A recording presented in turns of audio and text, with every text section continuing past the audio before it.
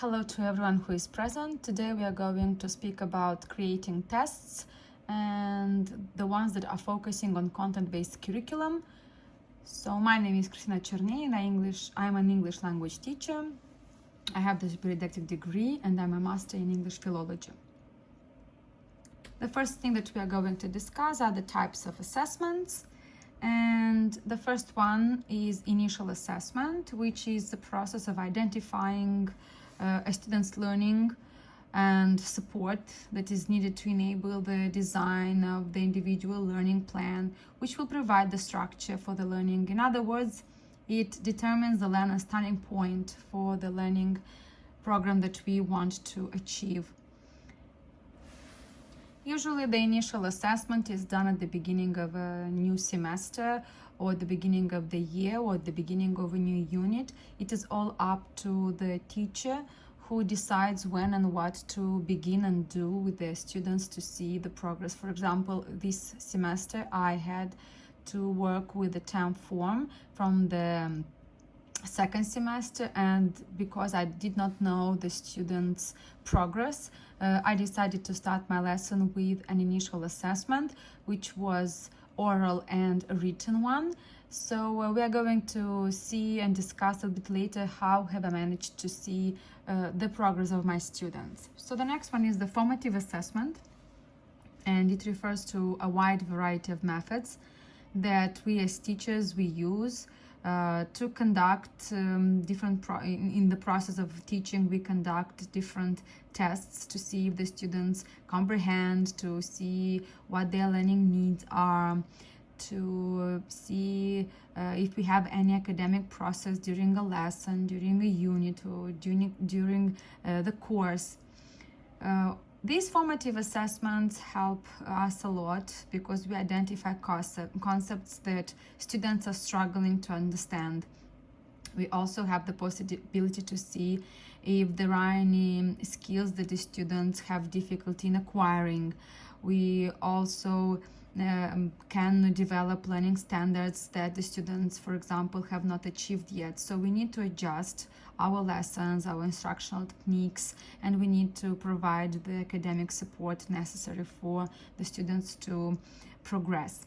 So the general goal of formative assessment is to collect detailed information that can be used to improve this instruction and student learning while it is still happening. So the moment we start teaching, every single time we set different kind of questions and we have different kind of tasks to see that the learning process is actually making a progress for our students. What makes the assessment formative is not the actual design of a test or the techniques or the self-evaluation, but how it is used, because we have to use it to inform in-process teaching and learning modifications. As next one is summative assessment. Usually formative assessments are contrasted with the summative assessments. In fact, they are used to evaluate student learning progress and achievement at the conclusion of specific instructional period. And it is usually at the end of a project, a unit, a course, a semester, a program, a school year. So formative assessments are actually for learning, while summative assessments are of learning. So if we are to have some examples of formative assessments, we can say that, for example, some questions that teachers pose to individual students and groups of students during the learning process to determine what specific concepts or skills they may be having trouble with. You can have different kind of questioning strategies. You can have phrasing or paraphrasing some questions in specific ways to elicit more useful responses. Also, the formative assessments, if they are specific and if they are detailed, they actually provide really constructive feedback to teachers on students' work. And here, as teachers, we can use journal entries, some worksheets, some projects, some ungraded quizzes, some essays, The feedback may be used to revise or to improve a work product. We have here as well different kind of ways of formative assessment that could be some exit slips or exit tickets that quickly collect students' responses to a teacher's question at the end of the lesson. And everything that is on these tickets or on these slips indicate the teacher how can he or she modify the next lesson to address some concepts that students maybe have failed to comprehend, or maybe some of the skills that the students may be struggling with. Also, self-assessments are really good for students to think about their own learning process, to reflect and how to do well next time, so they can articulate what they have learned or what they still need to learn to meet the expectations of the course. Peer assessment is also really good in the formative assessment because, for example, you have the workshopping. It's a piece of writing with classmates, and it is a very common form of peer assessment, especially if students follow some rubrics or guidelines provided by the teacher. So also the teachers, when we use formative assessment, we can have some other reasons to actually focus on them, as by having formative assessment, we help the students to refocus on the value of learning and not on the grades of learning.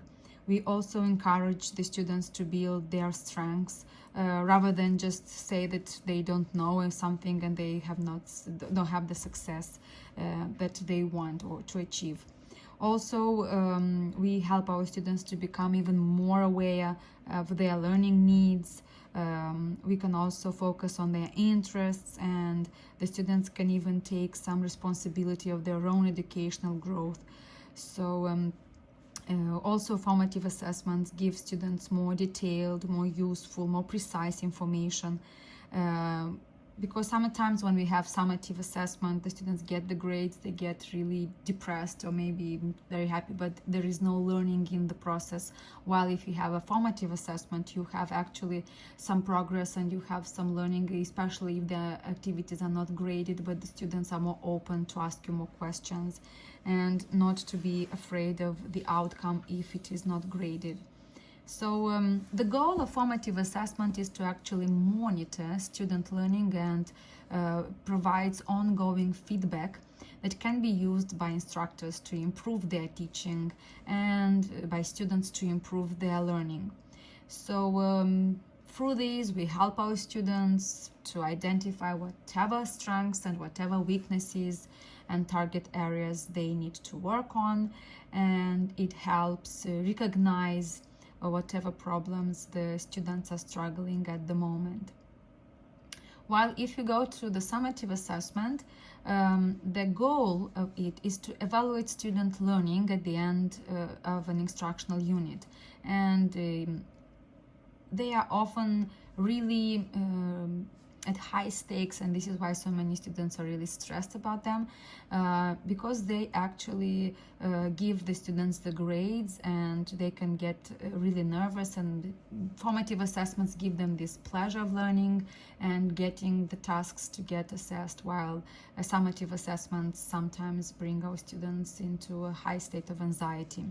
So the summative assessments are different. They can be as a final project, a paper. We're going to talk about that a little bit later.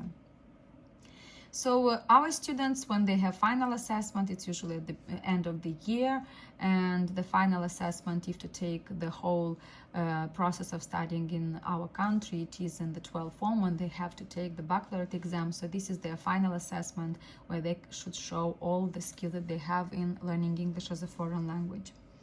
However, students have very negative reactions towards tests, and it's no surprise that even we have a lot of expectations from them, so they don't actually have really nice experiences when they have to take the test. So there are some arguments using against using tests as a form of assessment, as for example our students become so nervous that they can't perform and don't give a true account of their knowledge or ability. And we could see this really often in our classes when we have students really active and participating in a lot, and when they have a test paper, instead of having the highest of the grades, they actually have a lower one and everyone is disappointed.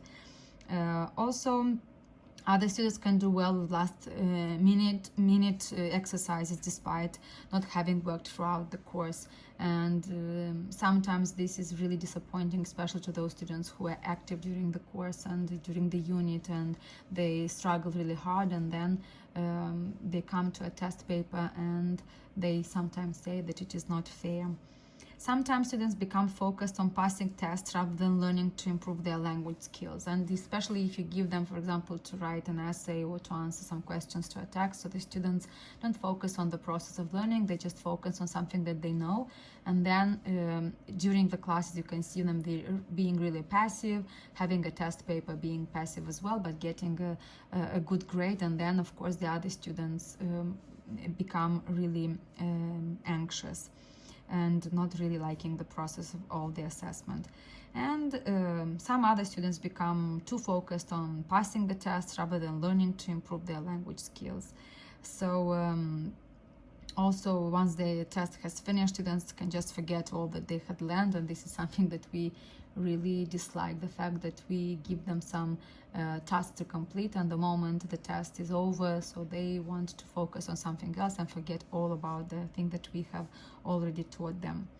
So this happened to me as well when I taught my students, and we worked really hard with the irregular verbs, and now after a period of time of not testing them, so I could see a real downfall of learning the irregular verbs, but not for everyone, but some of the students who learned them a little bit, had the test, had not a really good grade, and then in the end just did not pay any attention, do not pay any more attention to them. However, tests can give the teacher some valuable information about where the students are in their learning. And of course, it helps you a lot as a teacher to decide if your teaching is effective or if your teacher actually highlights what the students need, because all of the classes are different, and sometimes we work with our students a lot, and some of them have other needs than than their peers from other classes. Students can also give a sense of accomplishment, even if sometimes they are anxious or nervous, but they give them a sense of accomplishment as well as information about what they know and what they really need to know.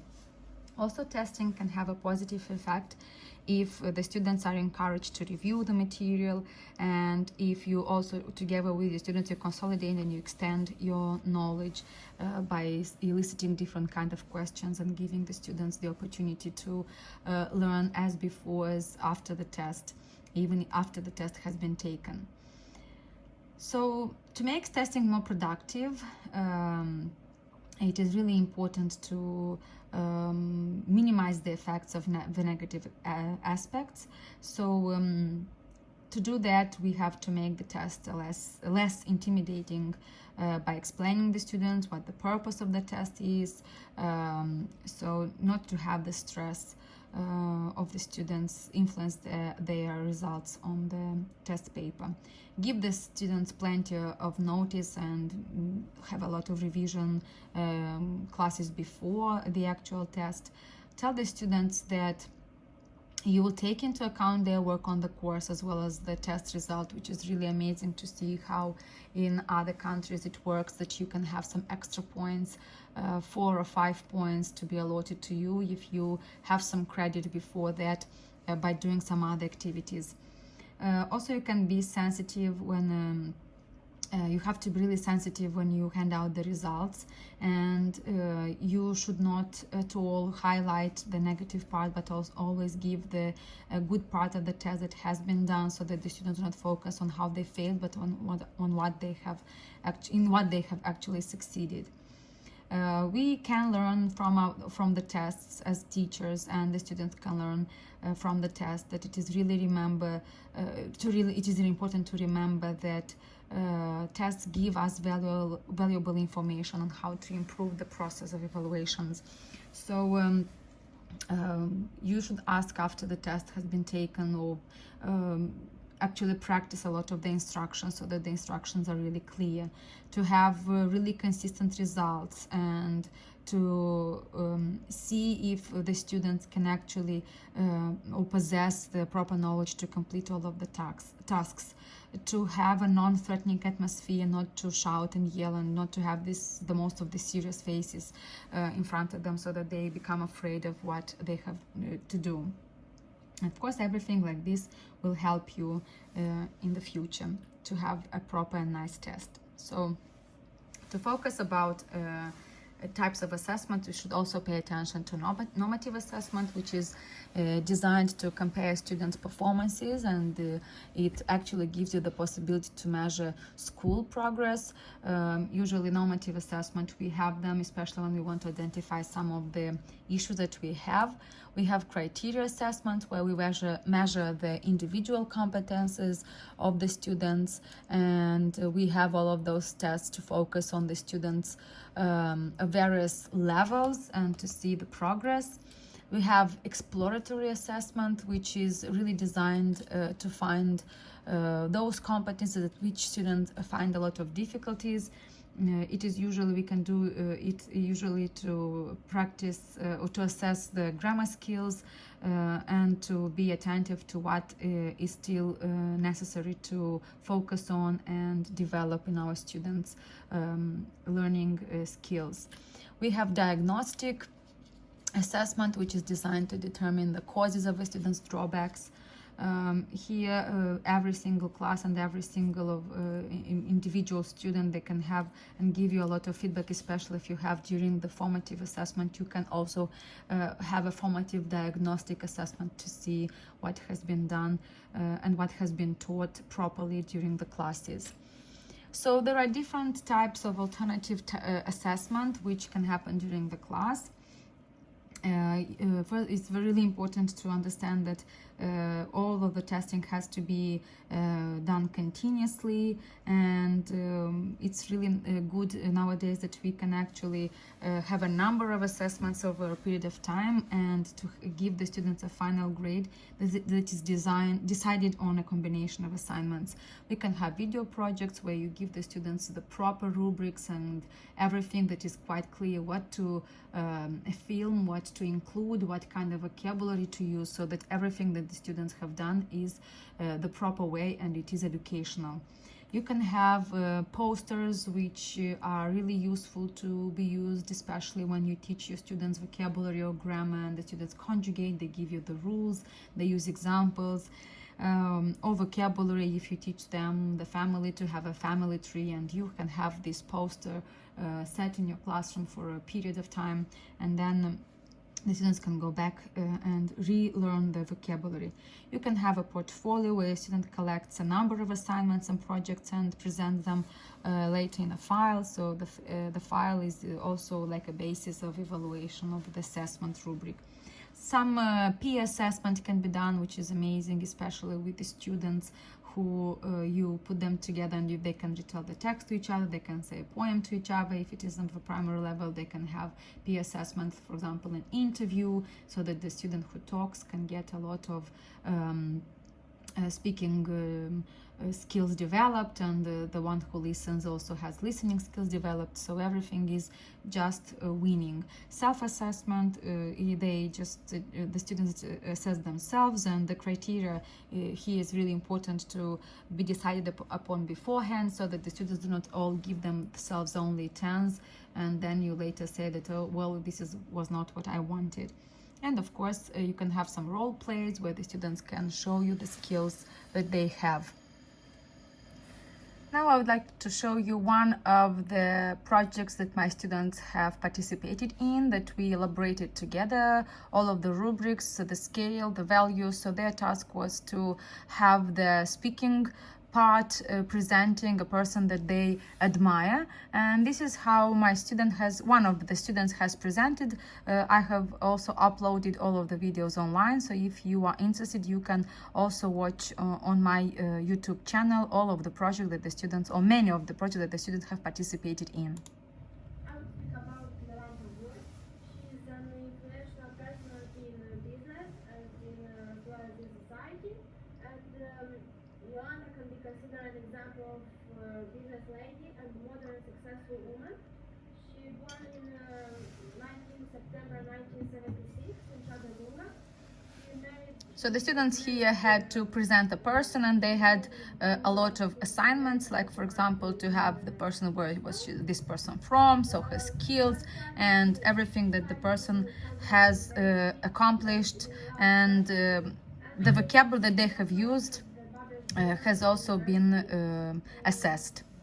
Her jobs, she works at British American Tobacco, the World Bank Group, and the general director at Promont, the tourism company. Nowadays, she leads her show Business Insider at the TV channel, and she provides services as a business, undertake new projects, attract investment, and promote certain types of business in the Republic of Moldova. She is the only woman in the Republic of Moldova who has leading position in a company with foreign capital. In 2006, Of course, while speaking, I also pay attention to the fact if the student is actually speaking or reading from the piece of paper, and everything is being said beforehand, so the students know all of the rubrics that they have to accomplish in order to get the highest of the grades. Another project that we had with my students was really interesting, and it was not only during a day, but it had to come with an outcome, and here where we develop our students' IT skills. So we had a few weeks of learning, and a few weeks of learning about cultural diversity and the importance of cultural diversity. So the whole project ended up with this video where we worked a lot together, and this outcome, of course, is the most pressured one. Heaven knows that I'm born too late for these ghosts that I chase. With these dreams I inflate, painted skies in my brain every day. I'm caught taking in space to escape this old world, this old world. Some days I lie wide awake till the sun hits my face and I fade, elevate from the earth, far away to a place where I'm free from the weight, this old world, this whole world. King of the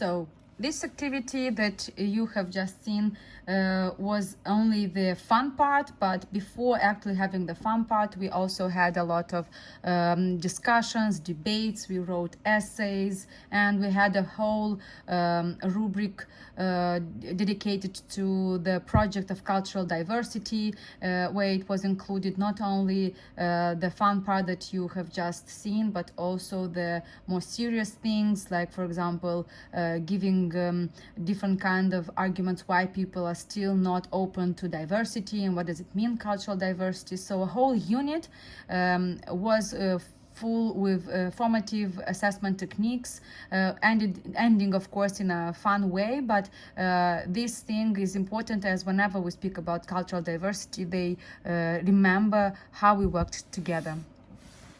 The next activities that you should do when you decide upon the type of assessment is to actually have the purpose or the goal or the aim of the test. If you do not have a definite purpose, a definite goal, then your test is not going to reflect what you need to assess for your students. You have the aim, you have the goal, you decide upon the type of the test, and you have to focus on the metrics of specification. So this one is the thing that most teachers fear of, as they consider it not as easy as we think. However, if you have the proper tools, the metrics of specification becomes a useful tool into managing how you design your own test. So the first thing that we have to be careful, it is the first, so there are 3 rubrics that we have to pay attention. It is, the first one is comprehension, it is basic knowledge, or it is grounding, it whatever you want to call it. And it includes, first of all, the student shows the comprehension, the basic comprehension of ideas, of principles, of categories to describe, to recognize, to identify, to determine. Usually the students who has comprehension skills can manage to do the test paper to get a 5 or a 6 for the skills that he or she possesses. The next rubric is application, where the student has the skills of applying, of determining, of comparing, demonstrating, of using, of classifying, of expanding the ideas. So this is the rubric that gives or allows the students to actually get those grades that he really wants of 7 or an 8, because this is the task where we strive for with every student to apply everything that they know. So we study new vocabulary, we can apply it in a proper situation. We study the tenses for grammar, so we can apply them in the appropriate content. Next, the last one is that is considered to be the most difficult one. It is for students who have really good competencies in learning English as a foreign language. It is the rubric where the students can invent, can produce, can develop, can give arguments, can propose different kind of endings, can select, can guide you as a reader, for example, with an essay. So integration is the rubric that allows the students that have really good skills to get their 9s and 10s. So this is the way that we have the rubric. It is grounding, application, and integration. So next is what we really want to assess. If we are to take the 12 form baccalaureate exam, we have in the test we have the 4 rubrics. We have text work, we have grammar, we have culture and civilization, and we have creativity. So now our task is to give the percentage that we would like in the test to be assessed. So we have, for example, we have that the total of the whole baccalaureate exam is 30%. The basic knowledge is only 20%. So for grammar we have 20%, for culture and civilization also 20%, and for creativity we have 30%. So if we look in the percentage of the total, so this is what we are going to have for our test paper to assess our student skills. Now we are going to see how much of it is going to be for grounding. It means like basic comprehension, basic knowledge that the students can achieve at least a 5.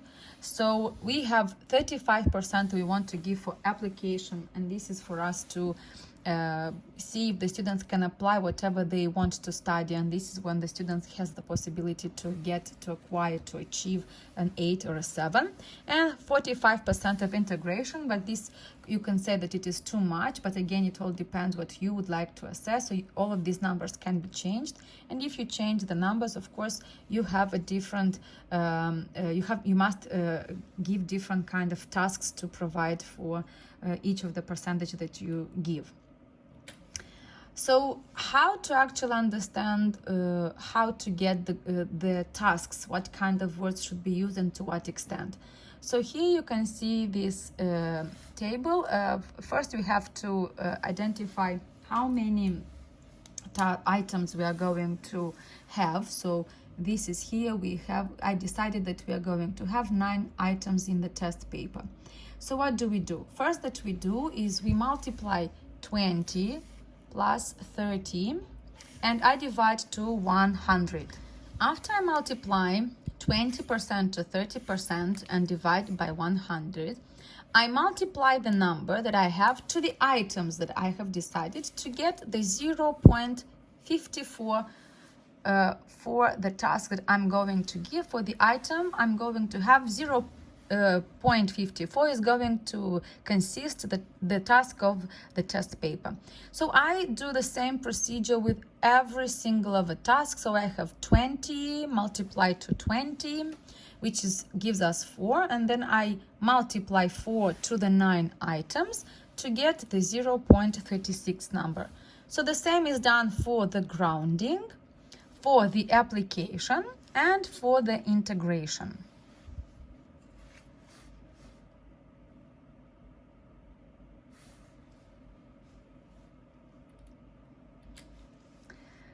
Now our task is to go a little bit further and to see how to count the items and to check for correctness. So I have here the fact that for text work, so we have to be attentive. If you have 0.5, it means that you can give a full task.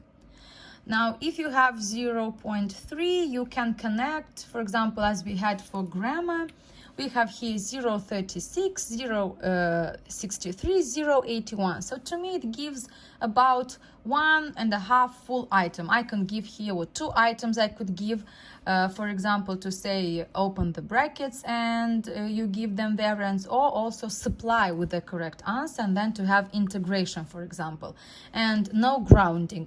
Grounding would be, for example, if you have use for the second grade, use am, is, or are, and the student has to choose between the 3. To apply, I would give the following task. Give the verb to be in the appropriate form in the following sentences, so the students must know that it is am, is, or are. In integration, I would say, so you and your family, you go somewhere, so use the verb to be in the appropriate way to describe who your family is, or whatever, so whatever the task is. So we have here the same, so I have here recognize and multiple choice, while supply your own answer would be 1 item. So if you take the Baccalaureate exam, you can say that the questions that you have on the text, they're usually really grounding. Why? Because they are focused on the text that the students are to read. So if the student reads the question, half of the question is formed from the answer of the text. Now, application would be to have the synonyms, the antonyms, the true or false sentences, as the students have some ideas of vocabulary, they can have the text, they can reread. So here we have 3 items, and it is the application, because they apply the knowledge that they have. Now, integration is the message, is the idea of the text, as in integration, the students have to provide the message. It means to read through the lines and to provide the message of the text. So this is what happens at the Baccalaureate exam with the text work. Here we have the grammar, which I told you, so recognize, and here recognize would be the grounding to see, first of all, when they read the text, they have to recognize if it is in the present, in the past, and then they have multiple choice when they have 2 or 3. At Baccalaureate exam, we don't have anymore the supply the answer item, which used to be, but here we can have during our test paper. Now, for culture and civilization, I give here, you can see that it is the same. It is about 2 items, but the item would be 1, but it will be really developed. For example, you have the topic would be describe a holiday in an English-speaking country. So, first of all, you have to identify which holiday you would like to speak about. So, for example, you speak about Halloween. So, applying for application would be, after we identify Halloween, we say what is Halloween, when is it celebrated, is it celebrated worldwide or just in the US or in the English speaking countries, is it an international holiday, etc. And the development, what happens during this time. So does the student have the knowledge of telling us some Halloween facts, or some Halloween facts that we have in the modern period, etc. So this would be the whole topic retold, the whole topic covered would be in identifying the holiday, applying the knowledge that he has on this holiday about the countries, and then developing using his own knowledge. So this is how he can get the whole item covered. And the last one, it is creativity, which of course, if you see, has the same structure, but it would give more ideas. So this is why we have here in grounding would be, for example, to understand the statement. In applying would be to give us all of the arguments. In the integration, to supply us with appropriate examples and give us as many discourse markers and linkers to prove the point of view. So after we have the matrix of specification, we set the test operational objectives. So our task now is to see what the test is going to cover, what is going to be the grammar, what is going to be the subject, the vocabulary we would like to assess. Next, we elaborate our items. We think about the direct questions, the indirect or indirect questions, the argumentative questions. So everything has to be according to the matrix of specification. Then we complete the verification scale. So if you see, there is a link here. So now you can actually see whatever is done for the backward exam. So everything that you have there is based on everything that you can see here as well. And you have there the verification scale, which you supply with the appropriate answers. Next, you have to pay attention that the test is comprehensible and is easy to apply. What does it mean? It means that the students don't have words in instructions that they do not understand. You cannot use all the time write, and then to give them as a test paper, for example, a synonym to write, it is to say, show us your comprehension on the subject. So the students will not maybe understand what do you want from them. So whatever you use during the class informative assessment, this is how you should formulate your items when you have your test paper. Now, all of your tests should be very specific and concerning the answers that will be acceptable and which will be unacceptable. So sometimes when we have the test paper, we have a lot of arguments saying that the same sentence could have 2 or 3 possible answers. When this happens, it means that the test has not been elaborated appropriately. You cannot have many answers to the same sentence. You must have just one. If you have present perfect, it must show that it is present perfect and could not be used the future perfect in this case. Otherwise, you give the possibility to students to come to you and say that they disagree with your checking, and they would be right if it is possible to have another option.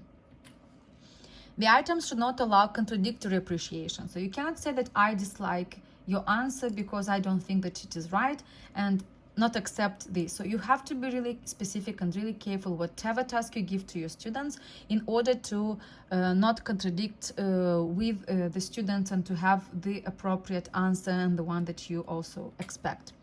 They should not doubt any scientific truth. So you cannot go to your students, ask them to use the gerund, and then what you expect them is to use the gerund where the gerund is not possible to be used.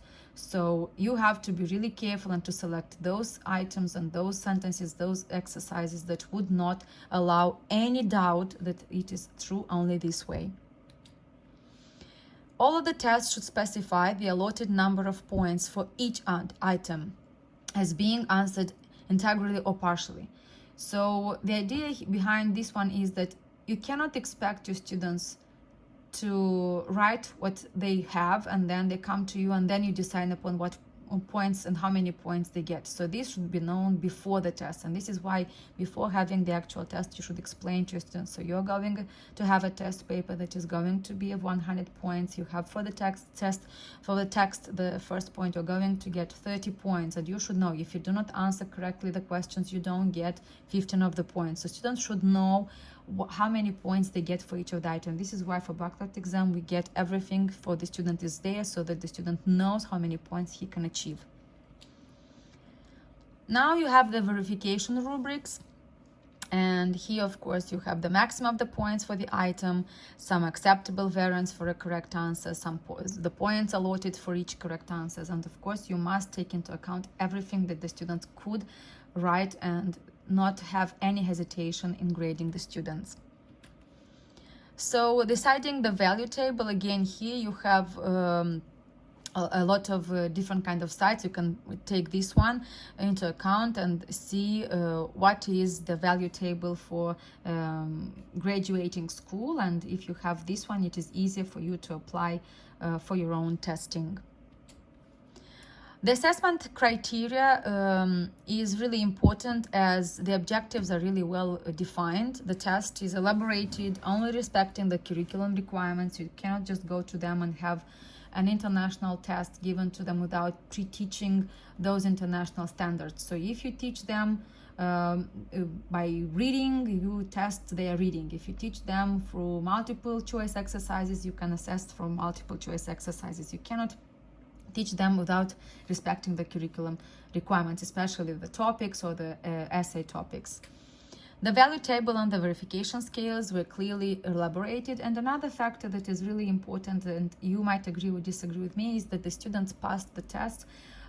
It is really important, but here, why is it so debatable, is the fact that sometimes students do not actually focus really much on having the test, and then they don't pass it, so they say that it is the teacher's fault. No, if the student has been at the lesson, if the student has participated, if the student has taken part in the activities, if you have formative assessment where the student has progress, and then you have a test paper where the student has failed, then you should really focus on what was the reason of the failure. If the reason of the failure was that the student was too nervous and was too stressed, maybe you should give the student another opportunity.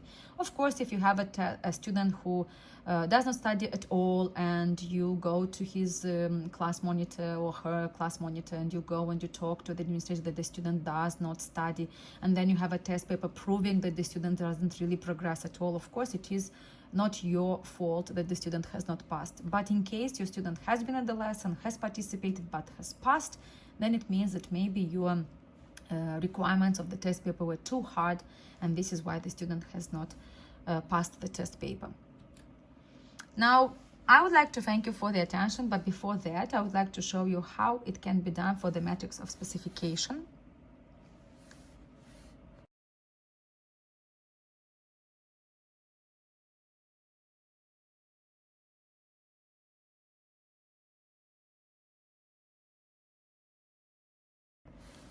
Here I would like to show you how I do all of my matrix of specifications, how I work with my students, and how easy it is for me to complete everything that I design for the test that, or for the assessment that I want. For example, here I have a test paper where I cannot include all of the tasks.